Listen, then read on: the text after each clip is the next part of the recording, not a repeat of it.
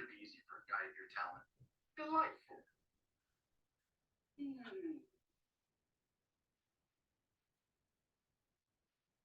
All right, Cal, game time. Italian, French, California. French. Well done. Next.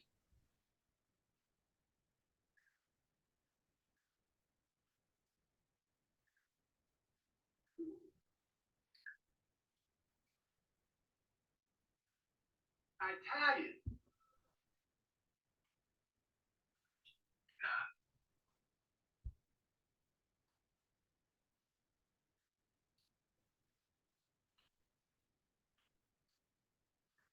California like the beach boy. Well, look, you obviously know your stuff. I can't dispute that.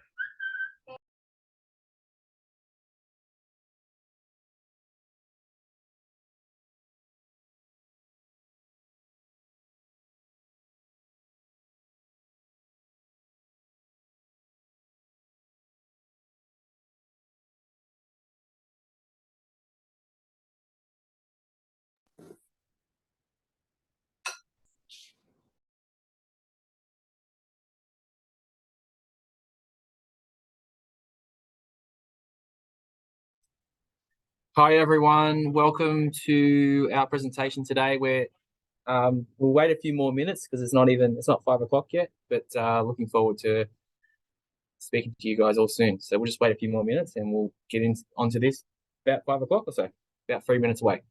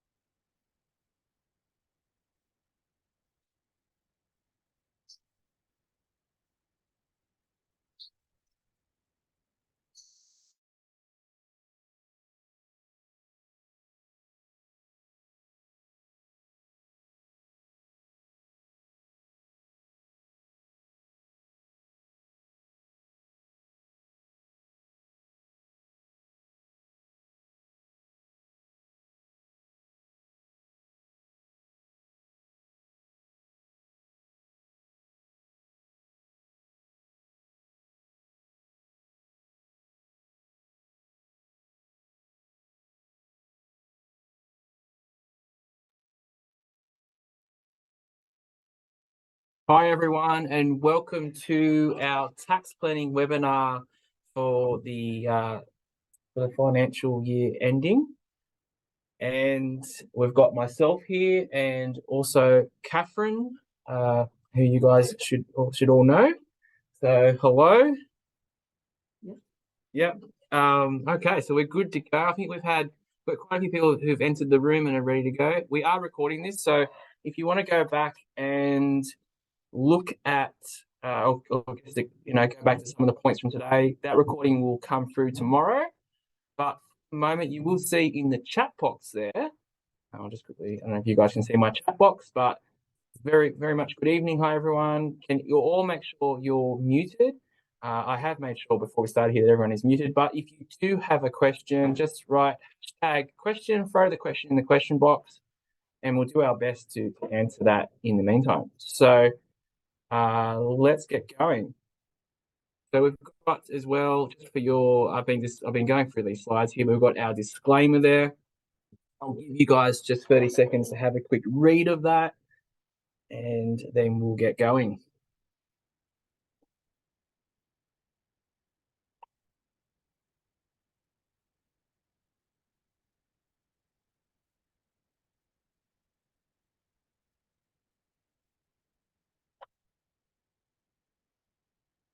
Okay, so welcome once again.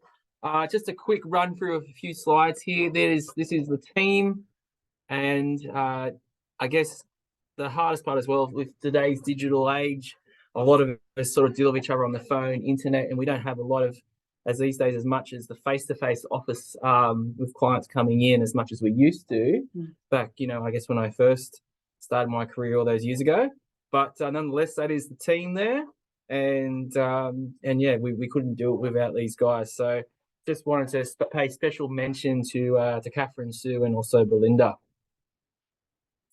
There is me. I guess one thing I sort of go by is I do have a YouTube channel where we call that the Profit Generator a YouTube channel there. And I guess my main focus is it's just not accounting. It's also helping clients improve their cash flow. And we do that via the Profit First system. So if you've got anyone out there that's looking to have an actual system in their business so that they can improve profit and get their expenses under control, certainly get in touch with me and we can always talk about that. And there's Catherine. So Catherine's been on our team now since 2020, and time certainly flies by when you're having fun. Catherine's, she's laughing here now. She can't control the laughter. But Catherine is a registered chartered accountant and been in the game for 30 years. So, and yeah, that's Catherine. Living the dream. So yeah, I guess many of you guys who are on the call here have probably actually dealt with Catherine in some way, shape or form. And yeah, great part of the team. I think and Catherine's here today as well to help us out on the conversation that we're having regarding the different topics we have in regards to the end of year and going forward. So the ATO, it's no longer Mr. Nice Guy. And I guess what a way to start a webinar, but to basically say, hey, the ATO is nice and they're not so much anymore. And I guess that comes about because of some of the stuff that we're really sort of seeing come to play. We've come off the back of COVID, and during that period, the ATO was very understanding of the situation that businesses were in. But the reality is COVID's, now gone, and really there's a lot of clients who are not filing, returns on time, have unpaid debts, and that could be like your BAS, could be income tax. But even what they're looking at as well is looking at directors, owners of businesses that they're meeting their super liabilities. So on that as well, just a few things to mention. As per the image it's there, lodge on time, pay on time. And I would say that, even if, say, for example, you don't have the funds, you still want to lodge on time and then, contact the ATO, whether that's us contacting you or you contact them yourself. It's important that you do lodge and at least, have a conversation with the ATO about if you can't pay your BAS on time, whatever payment it is, to have that conversation and go, well, can we get in a payment arrangement if that's the end case? So essentially, communication is really important with the ATO. They're not 100% mean and nasty, but they're now getting very strict on their rules. Just one interesting point there as well: the ATO is charging 10.46% on any amounts of monies owing that are overdue as well. So looking at that, there's probably a few things to mention that I wanted to mention as well. I was having a conversation the other day with Liam Bailey, and he works for O'Brien Palmer, which is an insolvency practice. And he was mentioning that the ATO has issued this calendar year already 20,000 DPNs. And I guess for those out there who doesn't know what a DPN is, basically what it is, it's called a director penalty notice. And it's in basically in several circumstances. Pretty much if the ATO sees that you're not paying as a company director your liabilities, and that could be your integrated client account with funds that are owing for BAS, GST, PAYG withholding, or even not paying your super obligations to your employees. And even as an employee, that's even yourself as a director of the business, if you pay yourself a wage. They're lodging these director penalty notices, which basically says, well, hey, you haven't, as a director, paid that liability on the company. So as a director, we're going to make you personally liable. So it's one thing we really wanted to just highlight to everyone here, that they're handing these out, quite often. And we just don't want to get in that position where, say, for example, you're getting those and having to pay, funds that are there. So it's really, I guess, what it comes back to is ensuring that go back to lodge on time, pay on time, and if you can't communicate. And the other thing as well is if you got to make sure that if you do get into a position where you get in a payment arrangement with the ATO, that you actually do meet that obligation. We have seen, it's not uncommon. Sorry, I'll move a bit closer. It's not uncommon for business owners to, when they have to pay super, they'll say, "Oh, I'll just pay my employees super. Mine can wait." But I don't. The ATO doesn't make that distinction. Even if you're a director, if you're an employer, that super on your wages is expected to be paid at the same time as every other employee. There's no concession there for the fact that you also own the business. The last point on this slide, we're talking about contractors versus employees. And this is becoming a little bit of a hot topic.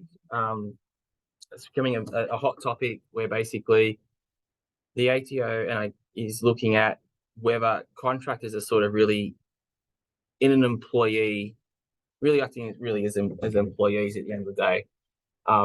And the reason that's important is that the ATO is saying, well, you're getting, as a contractor, or potentially a business that's taking on a contractor, if they're really like an employee. So an employee in this sense of a contractor would be that they're turning up, set hours every week. So they might work Monday, Tuesday, Wednesday, every day of the week, 9 to 5. If anything was to go wrong, it's really not their responsibility. It's your responsibility as the business owner or / employer.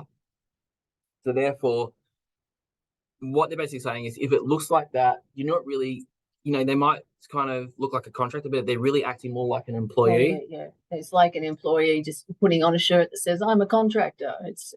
They don't sort of, they take a fairly dim view of that. Yeah. So on that basis, if they're looking at that, the potential issue is that the ATO is going to say, well, hey, you should have always been paying them the super guarantee, because remember, for any employer, you have to pay super.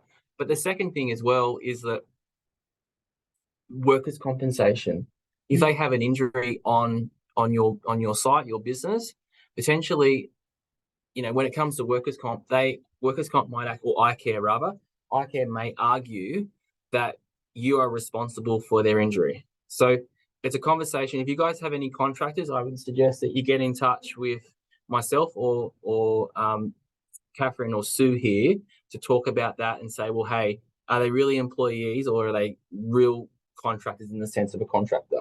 Yeah, I mean, it used to be a decade ago that you could just, you could get out of paying super and, other employee benefits just by making everybody a contractor. But the ATO got wise to that, and it's not like that anymore. But I don't know that that message has been got across, because we still have people, businesses coming on board, and as soon as we open that conversation with them about employees, they all say, "Oh, no, it's all right. I've got contractors," and they think that solves all their problems. But it's not like that anymore. All right. Moving on. Just one more thing. I mean, we're sort of talking a lot about, I guess, what you should and should not be doing. But one thing we wanted to look at is the ATO, I guess, looking at all the money the government's handed out, they're really ramping up their ability to go and collect on anti-avoidance of tax, money that is owing to them, and then an increased focus on super compliance. I read in the Sydney Morning Herald on the 15th of May, it was quoted, and actually saw this in the budget as well. 2023 federal budget, the government gave the ATO 89.6 million to implement tax revenue collection. So, i.e. more audit action. And the ATO expects 479.9 million return. So that's like 5.5 times their initial investment, their return on investment. So what that says to us as tax agents is they've got a lot more people that are out there that are wanting, like, basically they're employed to look at what is being prepared and being lodged, and i.e. is the business owner or the individual being compliant as per tax rules? And if not, they're going to want to collect. And as you can see, there's, this is what's going to be happening to ramp up, for, essentially revenue for the government. So I think we've got to be, almost, not that we've never been careful, but always, I guess, even more careful than what we have been in the past. You just want to try and, avoid putting your head above the trenches, I think, and the previous slide mentioned once there's, you come to their attention in one area, they'll say, oh, okay, well, if they're behind here, are they up to date in their super? Or, so that they will sort of look at your affairs across the board. And that's something you want to avoid. All right, so moving on from the ATO, and stuff that where you guys probably actually came here for. So some tax planning just that's going to be finishing up this financial year, and these are just some strategies that you can put in place to basically reduce tax. The first thing I just want to mention before I get into these couple of measures that are here is that, generally speaking, like something like, say, for example, the temporary full expensing, whereby you can buy a piece of equipment and claim it in full. It's all well and good, but it's only of use if, say, for example, you need that piece of equipment. So the whole idea is, like, if you need that piece of equipment, hey, buy it now. We can save, some tax at the end of the day by reducing your profit. But one thing I have been saying to clients for a very long time is there's no point buying a piece of equipment if you don't necessarily need it. So, if we had a business that had a profit of $100,000 and the tax rate's at 25%, well, you're better off paying the $25,000 of tax as opposed to buying $100,000 worth of equipment that you don't necessarily need. And then second of all, if you do pay the tax, well, at least there's still $75,000 of working capital left in the business. Yeah, and then you've got those tax you pay that can, you can attach those credits to dividends out of the company in future. So, So I guess temporary full expensing, what is that? For those who aren't aware, basically it's an incentive that the government brought in over the last few years, where it's there to encourage businesses and encourage businesses to basically spend for assets in their business where it will, give a return on the business, I guess, equipment that they're going to need. And in that exchange, if you were to buy something that you may need for your business, like a piece of equipment, wherever that could be, say, for example, a working piece of machinery, or could be a motor vehicle, that you could claim that full cost in the business as fully written off in the business. Whereas if it wasn't for that, what would happen is we would depreciate it over a number of years. Yeah, so you'd have to claim the cost in stages over its useful life, rather than with the temporary full expensing, you can claim it all up front when you make the purchase. So I guess in this example here, this is expiring the 30th of June. So if this is something you want to do, this is something you need to take place now. And the asset needs to be, in your hot little hands or at least installed. Mm. And then basically that will, if you once again we had that $100,000 profit and they bought a piece of equipment for $50,000, well, there's a $50,000 outright tax deduction. There is one thing I do want to note for anyone who's thinking, great, I can go out and get a new set of wheels and maybe tell the business partner or maybe your wife, husband, an excuse that you can claim it, that this is great, I can buy that new $80,000 sports car. Well, that's true. Yes, you can, but if you get allowed to. But the reality is that there is this thing called the luxury car limit as far as depreciation and GST goes. And where that basically says is that, so a business registered for GST can only claim up to $5,885 in GST, and essentially the net value of the vehicle that we're claiming in the business would only be $58,850. So we've got that an example there on the page. It says, the car limit is $64,741. The GST component of that $64,000 would be $5,885, and then the difference is what we claim as an expense, being the $58,850.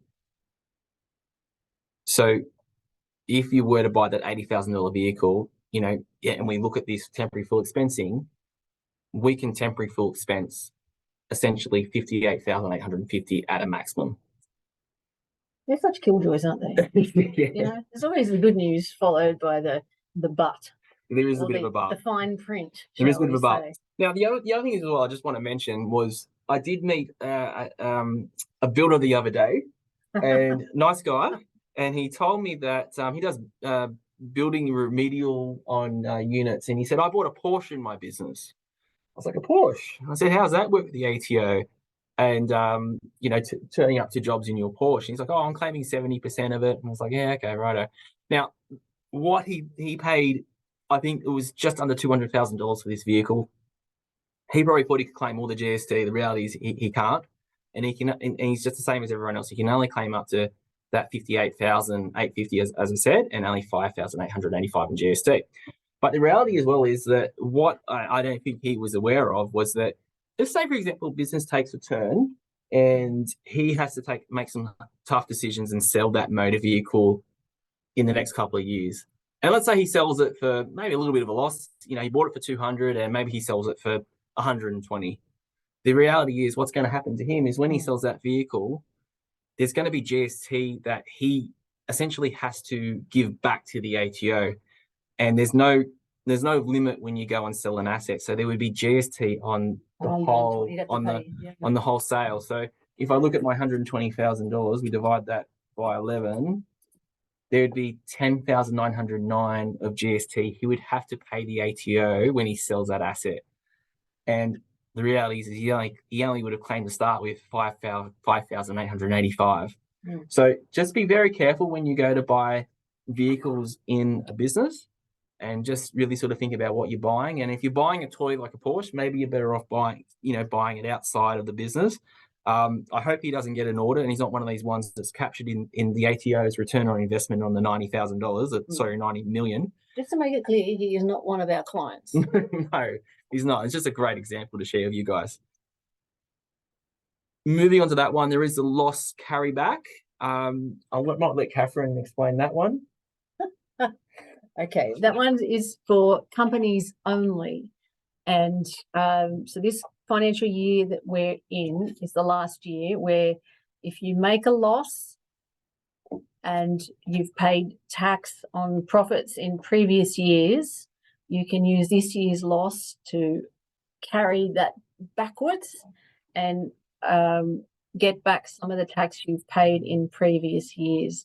This is another one of the government's measures while, to keep the economy and businesses, healthy, try and keep them healthy during all the lockdowns and shutdowns and everything else that went on. And like all those sorts of concessions, it's coming to a close. So, it's good if, I was going to say it's good if you can get it, but it's not good if you've made a loss, is it? Well, yeah, but it could be, but also the loss could be actually, could be generated by, say, for example, we go back to this temporary full expensing. Yeah. You might be sitting at the moment at a small profit and you want to buy that vehicle we're talking about. You claim it all in one go, and yes, you're going to have a loss now.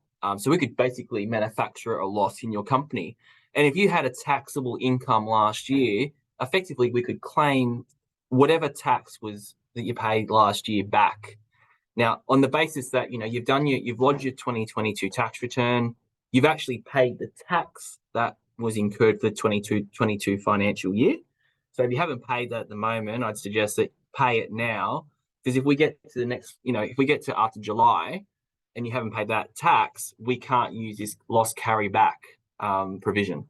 So it's a great way to kind of go, well, to start with, in this position, if you had a small profit and you wanted to really get rid of some taxable incomes, you need something like an asset, piece of machinery or whatever it may be, generate that loss and then look at getting tax back that you've already paid. This is a great way to sort of add that capital back in the business and continue to let you do. And I guess ultimately as well, it could even, be used to pay off that, whatever you're buying under the temporary full expensing system there. Yeah, depending on the value of the asset, the other thing to consider is, yes, temporary full expensing, which I don't believe had an upper limit. There was no upper limit. It was pretty much unlimited there. Yeah. And then, so once we hit the 2024 financial year, there is still an instant asset write-off, but that is capped at 20,000. So, unless you're buying a used vehicle, it's probably not going to be of that much benefit. Other items of equipment, yes, but in terms of cars or big ticket items, this side of 30 June is definitely advantageous. Okay. Moving on, a few ways here to reduce tax payable in this financial year, 2023 financial year. The first one is, paying. Some of this stuff is all pretty simple, but it's probably stuff that maybe our clients haven't really thought about, or just in general. But when it comes to your superannuation guarantee, you have to pay for your employees or yourself. You don't have to wait till the end of the quarter to pay that. So if you wanted to, you could actually make that payment every time you did a pay run, effectively, right? And some businesses we know actually do that. But one thing you can, I guess, if we go back a few steps, the one thing you do need to realize is that when we calculate the income tax payable for a business, and when we look at the super that the business is paid, we can only deduct what super actually has been paid. And paid on time. So you might have in your accounts, a super guarantee that's liable and payable, and it might sit in your profit and loss as an expense. But the only time we can actually go and claim that super is if it was paid on time. So on time basically means at the end of the quarter. So the quarter being, say, the end of September, the end of December, the end of March or June. And if it's paid 28 days after the end of the quarter, it's paid on time. But if it's paid after that period, it actually is technically not tax deductible. So an easy way to really sort of get that tax deduction in this financial year is having a look now at what super guarantee you have liable to pay for your employees, process it and get it paid. And the other thing as well that maybe a lot of people don't realize as well is it needs to hit the employee super fund accounts. So you want to make sure everything's really pretty much up to date as well. And you want to make sure all the details you got with your employees, their super details are correct and up to date. Yeah, so we're going to come back to this a little later on in the slides because it's an area we really need people to understand clearly. So yes, there'll be more information about that shortly. The next thing as well is paying all your outstanding invoices and bills. Now, the first thing I want to mention is when it comes to running your accounting system, and most of our clients are on Xero, what you need when we do a set of accounts, what we look at as far as income goes is, whatever invoices you have, they're assessable income, and whatever bills you have, so bills being expenses with creditors, or entered in and at least sitting there on your accounts payable ledger, whatever those amounts, whether they're paid or not, they're tax deductible. So the first thing I really want you guys to do is we do see like some clients are not using the bills function in Xero as to its full potential. So really what you should be doing is every time you get an expense, getting that into Xero and recording it down as an expense in Xero, not sort of going, oh, I'm only going to put in Xero once I've actually paid the bill. The other thing as well is I would say, well, if there's any bills or expenses you expect to have that you can bring forward, reach out to, whether it's different suppliers or looking at, even on an individual basis, it could be, say, for example, calling up and saying, you've got a rental property, can I prepay interest on my home loan, or paying rates forward, whatever it might be. Basically looking at what expenses you have, and once again, this is only really going to work if you do have taxable profit in your business and you've got cash flow to pay it. But can you bring forward expenses that you would have ordinarily have paid maybe in July or August the next financial year, bring them forward to now, so therefore we can expense those items in this financial period.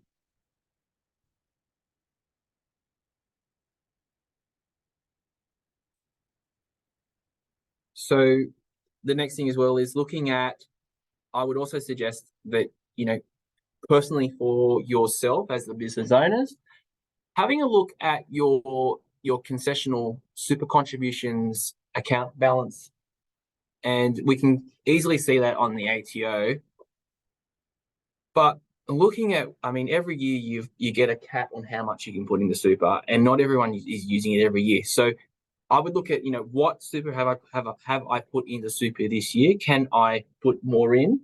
But the other thing you can do as well is if your super balance is less than $500,000, then up to 5 years, you can put any of that unused super concessional contribution into your super fund and then claim it as a tax deduction. So if you're doing that yourself individually, you want to make sure you make that super contribution and then let your super fund know, or basically fill in what they call a notice of intent that you want to make that amount you put into super as a tax deduction.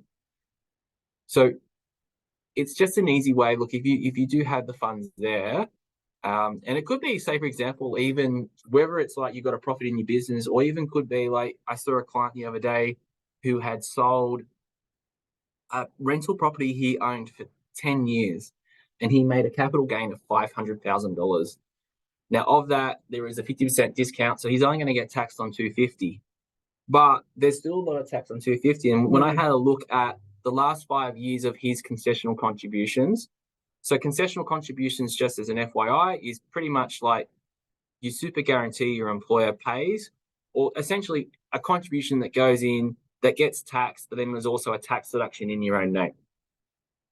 But looking at that client there, he's got a bill of, potentially a taxable income of $280 plus his normal income. He'll get to about $380,000 of income, and he's going to be on the highest tax bracket. But looking at his unused super contributions, the concessional ones, he had $37,000 he hadn't used. So it just makes sense to put that $37,000 in. It is going to get taxed at 15% when it goes in, but the tax rate on him personally is going to be at, essentially, including Medicare levy, 47 cents on the dollar. So it's kind of a little bit of a no-brainer. And I guess if I look at that client there, he does have the cash available to do that. Another thing that you may want to do when it comes to super is looking at your spouse. And this is just a nice little way to sort of increase your spouse's income, super balance, and then also get a little bit of reward along the way. So if you do have a spouse that is earning less than $37,000, you can contribute $3,000 to their super fund.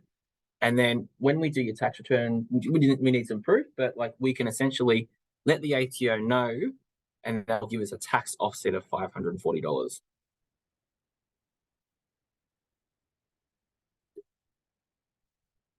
Some additional ways to get these expenses down and reduce your tax. So the first thing we'd say is like review your receivables. So receivables are, I guess, invoices that you've created to your customers or clients, and then looking at so receivables are basically invoices you've done to your clients, customers, and then money you need to receive and it needs to come in. So first thing we want to have a look at is one way we can reduce, I guess, the income in the business is looking to see if these debtors that you have or receivables, whether the money is going to come in or not. And if you feel as though the money is not going to come in and you've exhausted all options to get those funds, we can write off those amounts receivable as a bad debt, and then that would reduce the profit in the business. Jumping down to point 6, and I'll come back to point 5, defer, like if you've got a bit of a profit in the business, also consider whether you could defer invoicing. So that could be basically mean, well, hey, we've got to say June or even kind of now, and we just want to hold off doing those invoices until July, so that therefore it doesn't add more income into the business. But there are, look, that's probably easy said. And if you are thinking on a tax basis, to defer income tax, it's probably a great way of doing it. But there's sometimes more things to think about than just saving tax as well. It could be that if you're thinking about selling your business, in the years to come, you might want to show a higher profit for this financial year, and then the same thing for next year. So just probably be aware of that sort of stuff. Tax is not always the main indicator on why we do things, and sometimes there's other considerations that should be, thought through. That's right. And another one we see quite often is people who intend to go for financing for an asset, whether it be business or personal, looking to maximize their income for the purposes of getting a loan. We just had a quick question come in. It was, in relation to my spouse's super, should I discuss with my financial planner? I think that's definitely something that we should definitely suggest that this is done. And like, we are accountants and not financial planners, so therefore we don't know your full financial situation. But it's definitely something that if you do have a financial planner, you should have that discussion with them. And it's this time of year as well, you want to involve your financial planner. And then maybe if you don't have a financial planner, I would actually also consider that maybe it's something you should, consider actually meeting one. And we do have a few good financial planners that we know here at NGR Accounting that we're happy to put you in touch with. Yeah, it's, it wouldn't hurt to just double check and make sure that it fits in with their plan for you and your finances. So I'd probably say that would be an excellent idea. So I think I touched on it before, but point 5 was about prepaying expenses. But just to get back to that, prepaying expenses could be examples like interest expenses, rates, insurance. So regardless of whether it's a business or even like a personal situation where maybe you have a rental property, it is something that you should, consider doing. And once again, if you can prepay those expenses, especially like if we look at my client who came in the other day with the big capital gain, he's got 2 other rental properties, and one of the suggestions we made to basically reduce his income tax was, well, can you prepay the interest on your 2 other property loans that you have. And that is something he could do, something that's doable. And even thinking outside the square, like he's got 2 agents that manage his properties. Go to the agent and say, hey, I want to prepay your expenses for the year. And I even said to him, be a little bit cheeky and ask for a discount because you're giving them 12 months of cash up front. Why not ask? And look, if they say no, well, whatever. But no harm done for sure. And then, then that way, hey, look, it's more of a tax incentive to have that tax deduction in this financial year, and it's completely legal. Which is the only kind we do in here. Yeah. I think that's all for that slide there. So incoming tax changes you need to know. So there are a few little changes that are coming through, and Catherine touched on this just briefly if we go back to a few slides before. And this is I guess tax measures that are going to be coming in from the 1st of July 2023. So this will be for the 2024 financial year. So as we said, temporary full expensing is disappearing, ending. It's going to be dead as of the 30th of June 2023. But if, say, for example, that it is next year, you do buy a asset, and if it's under the value of $20,000, you could claim that in one go. So who does it apply to? So small businesses with a turnover of less than 10 million will be able to immediately deduct the full cost of an eligible asset costing less than 20,000. That is first used or installed. And installed is a very important word. Between the 1st of July 23 and June 24. The good thing is as well is that you guys might be saying, oh, it's just $20,000 in total altogether for all my assets. Well, no, it is $20,000 threshold on a per asset basis. Small businesses can instantly write off multiple assets. Assets that valued at $20,000 or more, which can't be deducted in one go, essentially, can continue to be placed into small business simplified depreciation pool. And essentially what it means, it gets depreciated in a pool, it gets depreciated at 15% in the first year and then ongoing 30% each year. It's just an easier way for us to, claim that item if it is greater than $20,000. And just for just to confirm as well, that's $20,000 per asset. Yep. There is a second thing that's just come through on the budget, and this is purely on energy. And the energy scheme is basically, it's funny, this is fairly new, and I looked at this on the ATO the other day. There wasn't great information there, but essentially the way it works is you get an additional 20% tax deduction if you were to get eligible assets that support electrification and more efficient use of energy. So according to the ATO, what does this mean? Their examples were, and I think the most poor examples ever, but hopefully we get more information as we go and we can give you guys more information so it means more to you. But I think it's common sense, right? Look, if you get LED lights in your office, for example, well, you're probably going to be able to claim this as part of that extra 20%. So that, if the lights cost you $10,000, well, effectively what you're going to be claiming is $12,000. Right, an extra 20% of 10 is 2, so 2 plus 10 is 12. And I mean, look, another example would be, say, for example, buying a battery that's connected to your solar panels on your roof, because it's going to help you, become, well, I imagine it's support electrification. But according to the ATO, their exact words were electrifying heating and cooling, upgrading to more efficient fridges and induction cooktops, and installing batteries and heat pumps. Up to $100K of total expenditure is eligible for the incentive, with the bonus of an additional $20,000 of tax deductions. So basically they're supporting energy efficiency, but not so much that you can go and buy yourself an electric vehicle and get an extra 20% deduction. So that, supporting energy efficiency up to a point. Yeah. But yeah, it's the other thing as well to be mindful of is your business turnover has to be less than 50 million in the 2024 financial year. But it's quite interesting. I don't know how many business owners are going out and buying induction cooktops. So for business purposes. For business purposes, yeah. Anyway, we'll see. We'll keep you posted on that one Their for sure. heart's in the right place, Nathan. They want to keep everyone fed, and maybe they should put one here. Yeah. Okay, so incoming tax changes. This one I think it's pretty, we'll just touch on this briefly.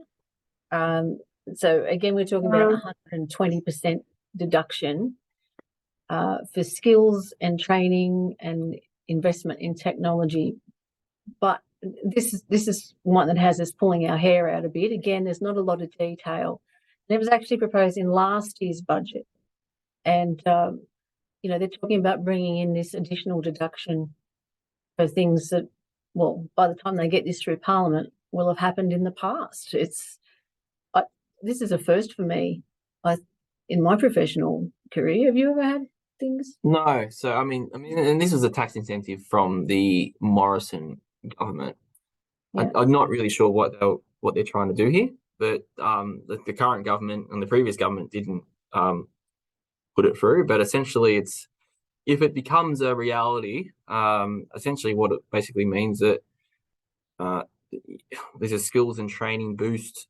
So, and once again, what is skills and training? I don't know. I don't know if that means that, hey, if I put my staff through their ordinary, typical training, that I'm allowed for an extra tax deduction, but they're essentially saying an extra 20% tax deduction. So it kind of goes, it's that same sort of feel to the last energy boost we were talking, or the energy incentive tax deduction there, that if you spend $1,000 in that example there, you would get an extra $200 back to claim. And very much the same with that technology investment boost as well. And yeah, I think there's probably, I think that the fact is that the government's just kind of gone, oh, let's just kind of ignore it. And I think they're... Well, it seems to be, because it's been in the Senate since the end of January. So, I wouldn't go out and I wouldn't be going out and spending extra money in these areas just yet. No. Because, yes, we all need skills and training and technology, but until, this is either, scrapped or bought in, I wouldn't be making any great plans for major investment. Yeah. Let's move on from there. Super guarantee payments. I know we touched on this just before, so I want to get very clear on this, because in the past, I guess when it came to super guarantee that was payable from a business to an employee super fund, and I think for most accountants they would claim it regardless of whether it was late or not. Yeah. And it's always been around that if you paid it late, you just couldn't claim it. But I think most accountants were getting away not having to worry about that rule. We'll just claim it, right? Yeah, people just go, look, they've paid it. They were just a few days late, but they've paid it. Yeah, but I guess where we're at now is that with technology that's come through, there is the super clearinghouse. So the ATO can see essentially when super has been paid and lodged by the employer, and when it's being received. And then the other thing to mix it up, and so they can basically essentially do data matching. Everything that's going on in your business is the STP, single touch payroll. So for every pay run you do, you're reporting it to the ATO, and they know what you're paying your staff. So they've now got the data to work out very easily with a little bit of technology to work out whether you're paying your super on time or not. So what does that mean going forward? Look, essentially it means that if you don't pay your super on time, you're not going to be able to claim it. The next thing we're going to have to do is we're going to have to do what they call a super guarantee payment. So effectively what what happens there is you get copped a super guarantee charge, which is essentially like a fine, and then $20 per employee. And then there's also a special form you've got to fill out and lodge.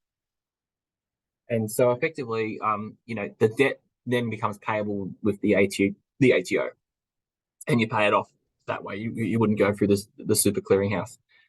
So I guess the key is to pay it just on time. Going back to just on the left side there, as you can see, for each quarter, like the September quarter there, the super would be payable on 28th of October. And as you can see, like, say for example, this quarter we're in now, you want to pay it by the 28th of July. So what we want to make crystal clear here is, and a lot of people don't quite understand this, when they say you have 28 days after the quarter ends, it doesn't matter if it's left your bank account. The key is that it has to be received by the superannuation funds that you're sending the money to. So there's no, you can't pay it the day before the 28 days and expect it to get where it's going in time. So that's why on that third point we have there that we recommend paying these, more than or around about 14 days before the due dates to make sure that they get through the super clearinghouse and get to where they're going by the 28 days. And you really don't want to go past that because, as I said, or as Nathan said, you lose the deduction, then you've got to fill out a form or have us fill out a form, which is going to cost you extra, plus interest and plus the admin charge. So, that's just a whole world of pain. So you need to make sure those super contributions are at the employees' super funds within 28 days. Yeah, and the only thing I would say is that, hey, look, if you're not paying that on time, you're actually stealing from your employees. And the reality is, your employees, if you didn't have them, you wouldn't be able to operate your business. So this is not accounting advice. This is just pure. If you want to, have a good business, and what you should do is making sure you pay that stuff. It's their money. It's not yours. They've done the work. That's the deal. So that's what I think of it. And yeah, there's those due dates, just a nice little demonstration. The other thing I want to just mention as well was, and I think it's coming up in our next slide, but the going forward in the 2026 financial year, I think it was from memory, what the ATO is actually going to do is the government's going to actually enforce businesses to do is that every time you do a pay run, you've got to pay the super there and then. So just bear that in mind that, things are changing, and the reality is the government wants super being paid because they don't want people, I guess my generation, Catherine's generation, they don't want generations going forward. So young people. Having to pay them a pension. So they want them, fully able to, support themselves. They want them getting to retirement and finding there's nothing in their super fund because the employee never paid it. Yep. The employer. So good news for all your employees and yourself. You'll get a pay increase come 1st of July because the super guarantee is going up from 10.5% to 11%. And as we said before, we talked about the super being paid as per when the payroll's done. And we talked about as well about contract. Earlier at the start of today's session, we talked about contractor super. So I just really want everyone to sort of think about your contractors, if they're there every day or they're regularly, like that could be that, hey, that Bob comes in every Monday and he helps out on the work site, blah, blah, blah. He does his 7 hours. And the reality is that, you're finding the work for Bob, and you're in control of Bob. So if Bob stuffs up the job, and where he works. Yeah. So where he works, when he works. But say, for example, Bob stuffs up on the job. Who's wearing the expense? Is it Bob or is it the business? And if it's the business, and there's all these sort of things, all these factors we've got to look into, they're more likely to be a employee for super and workers' comp purposes. So this is another thing that the ATO is going to crack down on. And I mean, look, contracting can actually be really, quite beneficial as well. But it just means if really they're like looking like an employee, you're going to have to factor in paying them super and then also paying them in covering the workers' comp, which might also mean that the rate you're paying them per hour might be costing a whole lot more than what you're actually paying them. So I would just bear that in mind. And it's just another area that the ATO is going to be cracking down on. So it might even be that, hey, you look at these people that are coming in, maybe just treat them as a casual employee.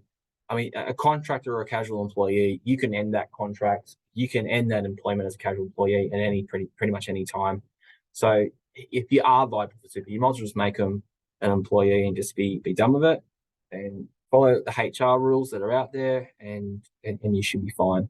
It's a bit of the walks like a duck, quacks like a duck. Yeah, walks like a duck, quacks like a duck for sure. The other thing as well that has changed this year in particular was that super guarantee in the past was not payable if you had an employee who earned less than $450 in a month. So that's now not the case. If you have someone over the age of 18 years old, pretty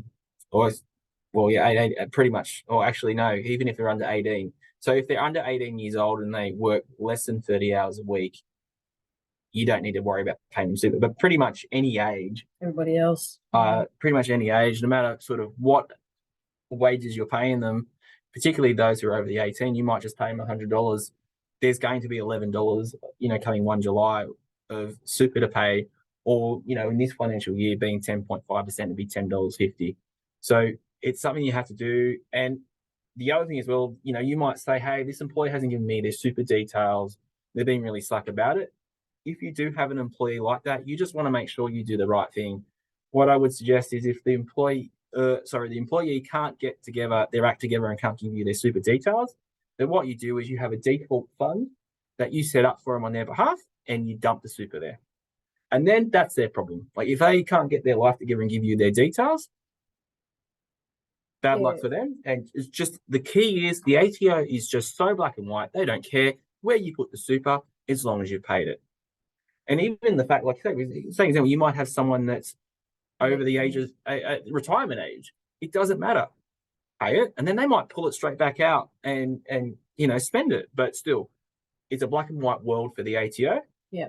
Pay it, be done, and then you've done your bit, and that you can't be held over for doing the wrong thing. In a situation that I think is quite unfair too. We've had clients where, the employees just basically disappeared, ghosted, and or someone's given them the incorrect fund details. But as far as the ATO is concerned, that's still your problem. And even if you've done everything you can to get the right information off the employee, if they don't give it to you, the ATO doesn't consider that an excuse. So that's where the default fund will come into effect, and why you should have one. Yep. Okay, so moving on. Insurance and cybersecurity. So one thing I think is really important is reviewing your insurance. And look, I always recommend that clients get who are in business particularly, and I guess the other thing would be is even if you have multiple rental properties, I'd even suggest, especially commercial properties, you get an insurance broker to do this. But I like the idea of an insurance broker, always have. And the reason being is that an insurance broker, unlike someone who answers the phone in a call room for an insurance company, will listen to what is it you do and make sure you have the right cover. So we do have a few insurance brokers that we know, and I have a video dropping on YouTube tomorrow that you guys can catch and watch. But the best part is that they're going to find the insurance that is relevant to your business, make sure they place the policy. And then the best part as well is if they don't place the policy as your insurance broker, you can sue them if something goes wrong. But if, for example, and the other benefit to an insurance broker is if you have a claim, they do all the paperwork. That's what you paid them for along the way. Usually it's just a commission they put into the actual policy, but let them do the work. And what it comes down to is an insurance broker understands the game. They play the game day in, day out.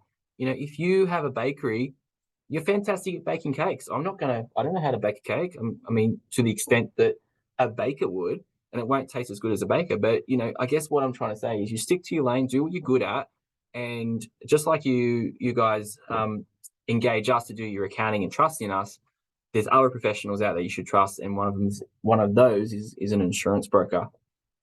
That leads to, I want to also talk about, do you have audit insurance? So being the fact that the ATO is looking at, spending a lot of money, and they want to get some money back for all their hard work, means that they're probably going to be looking at doing an audit. So you want to think about, like, if, say, for example, you did find yourself in a position where you've got an audit, And whether that's because whether your file looks great and they find nothing, or they find something to pick on in the business and what you've lodged, it's still going to cost you some form of money, whether you do it yourself or even if you engage us to do it. There's still being time.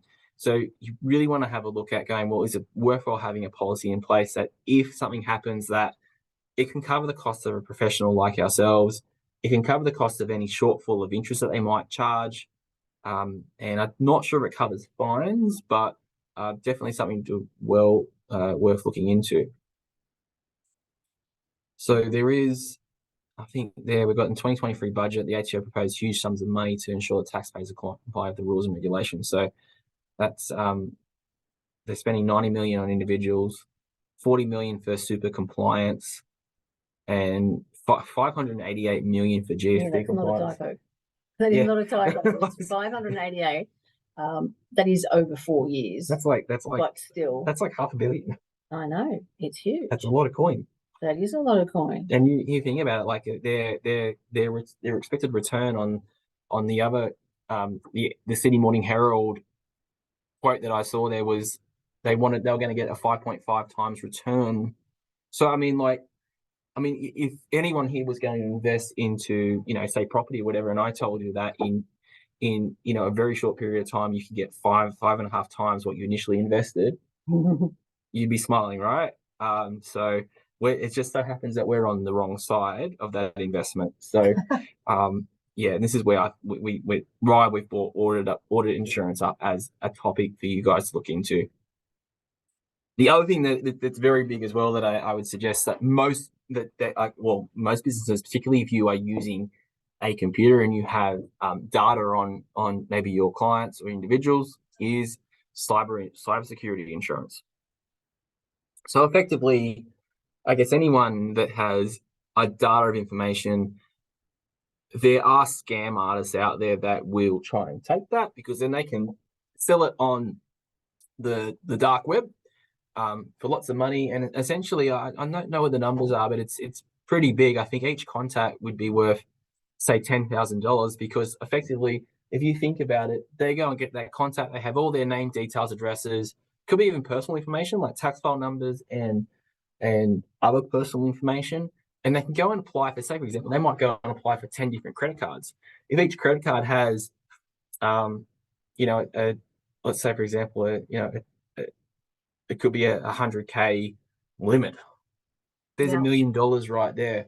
The other thing as well is you need to think about as well that as a business, if you do have a cyber attack, you need to there's a mandatory position that you have to go and report and let all your customers know that you've been hacked, and that their information's out in the big wide world. So, having a cyber security insurance policy means that, you go back to your insurance broker saying, hey, I've been hacked and blah, blah, blah, and they'll handle it and deal with it. Usually what happens is, I think scam artists usually basically go, hey, here's the ransom that we require, and the insurance company, usually what they do is they just pay it. So it's something that's well worth looking into, and I think in the future we might, we've got a YouTube video on insurance, but we haven't really covered cybersecurity, really in a deep sense. So we might have to come back to that in a future YouTube video. We got 2 documents about how to assess your cybersecurity, and I think we'll get anybody who wants them, we can certainly send them out if you need somewhere to start. Yeah, so we're gonna get that out in tomorrow's. So tomorrow we're gonna send this recording out in an email to everyone, and we will attach that document, or I think it might even be a link to download it off our website for the next week. So that's something that's well worth looking into. But just to put yourself at ease as well, when cybersecurity first came out, as an issue, and the insurance policy, I was an early adopter, was straight onto it straight away, and we take our security seriously. And I mean, what's great about this document is it actually is like a little bit of an audit on your own systems, And essentially, it's a great way to actually reduce there's things that you on that list that you could potentially see as a risk. You can actually go and address that and deal with it, and that will actually bring down your premium.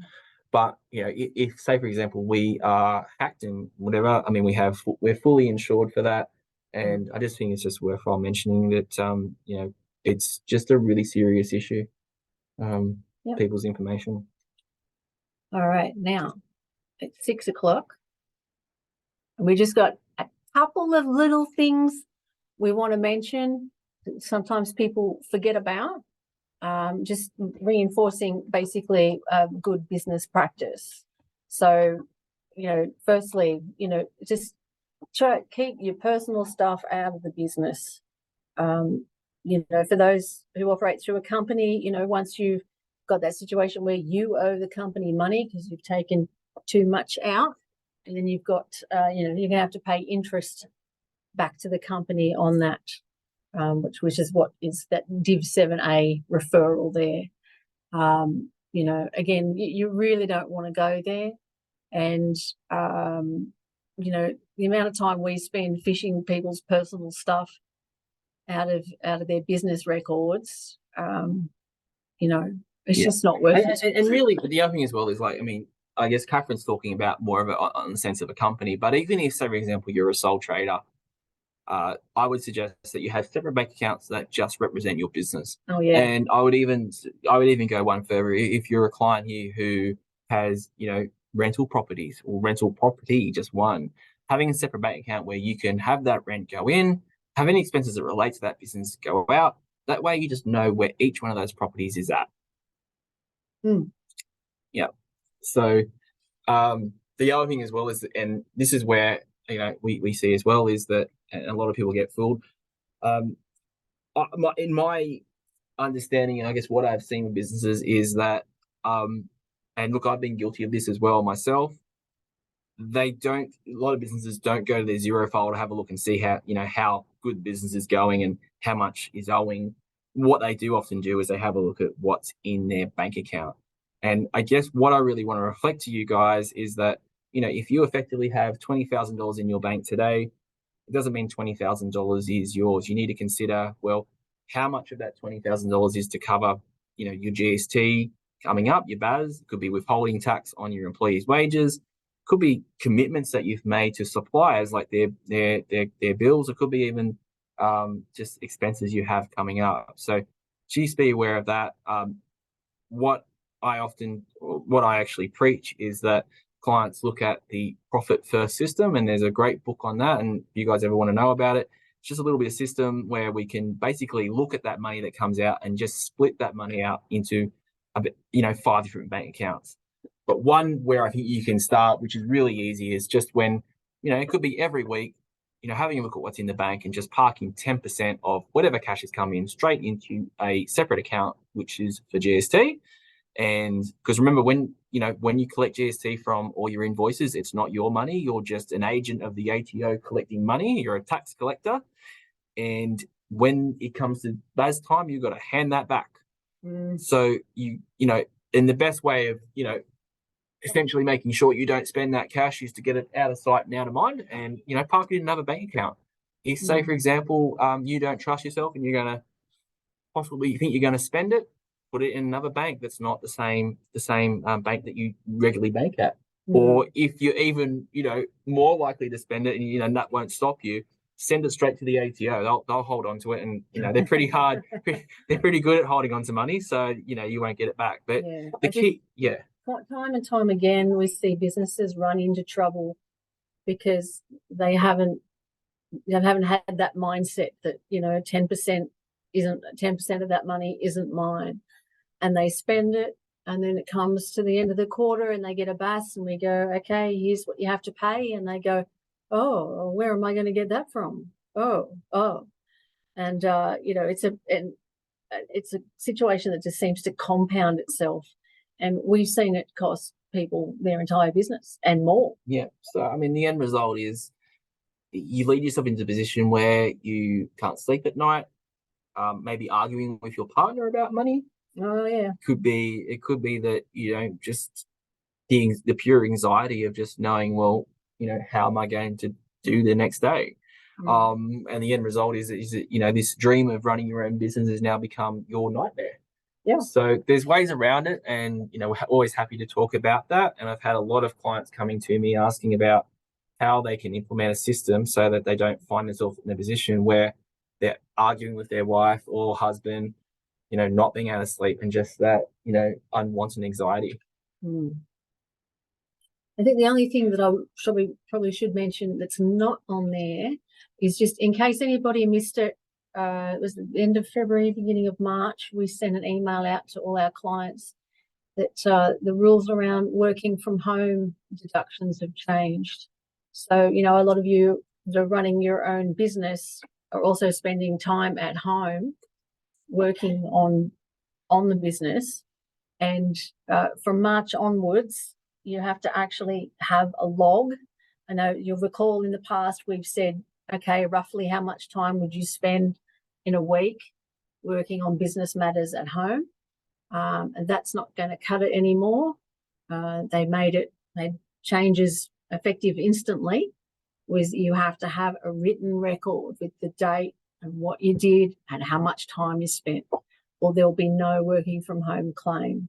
So pretty much a diary of everything you're doing. It's annoying. Oh, total pain. We're not big fans of this, because it's just going to make our job just as much harder. It's going to make our job harder, but then also make your life harder as well, because what they essentially want is, and this is only for this financial year, it was from was it I think it was the 1st of March. Yeah, I was going to say 1st of March, but effectively, we put out some communication about it a few months back, but effectively what they want is, they want every day a diary entry on what you were doing.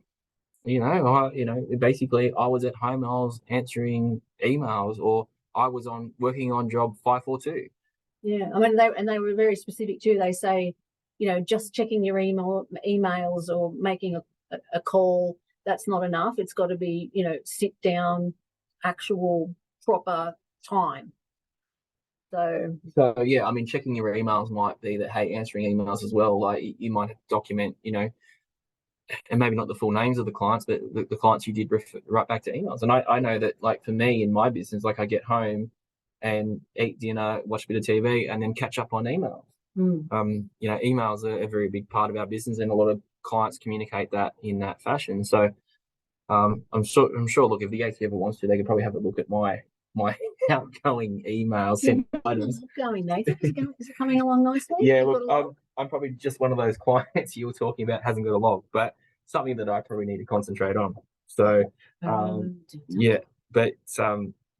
I would say there's something you need guys to look at. But once again, so I think that's where we're at the end there. We've got a few questions that have come through the chat box. So we might just address those questions. Nathan, you only have one, which is from Reagan Kidd. Oh, Reagan, how are you? Sorry, Reagan.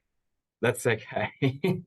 Well, let's have a look and see what was his question. Yeah. They can't at the moment, but I can. Here we go. I might just turn off. I've got my hair done for no reason. No. Well, here we go. I'll do the stop share so we can all see each other. Let me turn on my camera as well. That's all right. Here we go. There we go. Fine. Here we are. Down here in the Shire. So what was the question? That's the question. So let's have a look. So Regan asked, he said, regarding the electrification benefits, what if you have a large office space at your own home office? Is this included in the deductions? For example, installing solar, cooktop that can be utilized by employees, etc. The first thing I would probably suggest, Regan, is if you're working from home and you do have a dedicated space, I look, you could definitely say that in that dedicated space, the kitchen is probably not part of that space. So I think you'd be pretty cheeky in claiming that. But if you had a dedicated space, it might be, say, a percentage of your home. It could be, say, for example, 20% of your home. That essentially you'd be claiming 20% of, I would suggest, the solar panels that you put on the roof and the battery that goes with it, right? But it would be limited just to that 20%. The other thing as well is if you start doing that, you might as well start claiming 20% on your home loan, the interest on your home loans, 20% of the rates. And then the other thing as well is when you go to sell your house one day, the ATO is now regarding your house as an asset of your Place of business, yeah. right? Which means that, and most properties go up in value, they don't go down. Well, all those amounts you've claimed, now they're also going to want to charge you capital gains tax at 100% of the gain at your marginal tax rate, right? So if, say, for example, you'd made $500,000 in a few years that you were there in that house and you claimed 20% the whole time of all your rates and maybe these electrifying style assets, you would be effectively saying that 20% of $500,000, which is $100,000, would be additional taxable income that the ATO is going to get out of you. So just bear that in mind. Yeah, I mean, as we said, there's not a lot of detail being provided about this 120% deduction. I would agree with you. My expectation would be they'd allow the 20% on the solar system. But quite often a lot of people ask, can I claim part of my rates? And generally it's something we tend to avoid because it can give rise to the capital gains tax. The ATO is actually, I've been to a few sessions with the tax education sessions where a lot of accountants have said, hey, look, just don't go and claim all those expenses and then capital gains just won't exist. The ATO doesn't really look at it like that. They don't really care if they can see that you had a home office, regardless of whether you claim the expenses or not. They're basically saying that, hey, we still want to, get you for a whole lot of capital gains down the road. I don't know how that they would really find that out, but as I've said earlier before today, and many times, is that the ATO is so smart on their technology. So I think just for the moment, it's just something that you should be aware of and something to consider. And to be honest with you, you're probably better off, if, say, for example, you are a sole entrepreneur, you're working by yourself, you may be better off going to a co-working space or, even, having your own office for, for staff and stuff like that. So that's probably what I would say. Is there any other questions that anyone may have before we end tonight's session?